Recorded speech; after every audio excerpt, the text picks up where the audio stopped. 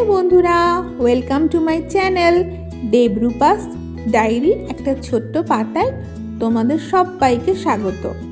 এই দেখো আমার ঘরের সুন্দরী কামিনী ফুল, কেমন লাগছে দেখতে? তো তোমাদের সাথে আজকে আমি শেয়ার করব একটা ছোট্ট রেসিপি। এটা হলো ছোট পেঁয়াজ, যে পেঁয়াজগুলো একদম কচি কচি বাচ্চা বাচ্চা হয় সেই পেঁয়াজগুলো বরমশাই নিয়ে এসেছিলেন। তো কী রান্না করব সেই ভাব করে এই রেসিপিটা ট্রাই করলাম। পেঁয়াজগুলোকে ভালো করে খোসা ছাড়িয়ে ধুয়ে নিয়েছি, তারপরে নুন হলুদ মাখিয়ে কড়াইয়ের মধ্যে ভাজতে দিয়ে দিয়েছি।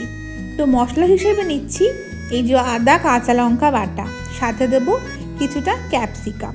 তো তারপরে এই যে ভাজা হতে হতে জিরে গুঁড়ো, ধনে গুঁড়ো, শুকনো লঙ্কা গুঁড়ো আর কাশ্মীরি লঙ্কা গুঁড়ো এটার মধ্যে দিয়ে দেবো।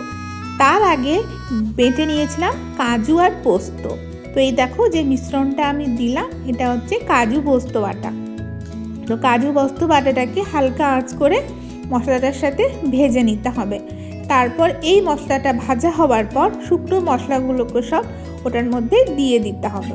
তো এই দেখো আমি এটা যখন ভাজা ভাজা হয়ে তেল ছেড়ে দিয়েছে, তারপরে শুকনো মশলাগুলোকে দিয়ে দিয়েছি এবং এই শুকনো মশলাগুলোকেও আমি ওই পেঁয়াজগুলোর সাথে ভেজে নেবো।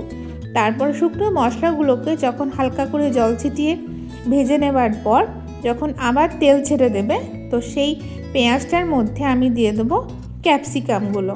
এই যে ধুয়ে রাখা ক্যাপসিকামগুলো আছে, এই ক্যাপসিকামগুলোকে দিয়ে দিলাম এবং ক্যাপসিকামগুলো এই পেঁয়াজটার সাথে ফ্রাই করব। দিয়ে দিলাম একটু মশলার বাটি ধোয়া জল, যাতে মশলাটা পুড়ে না যায়।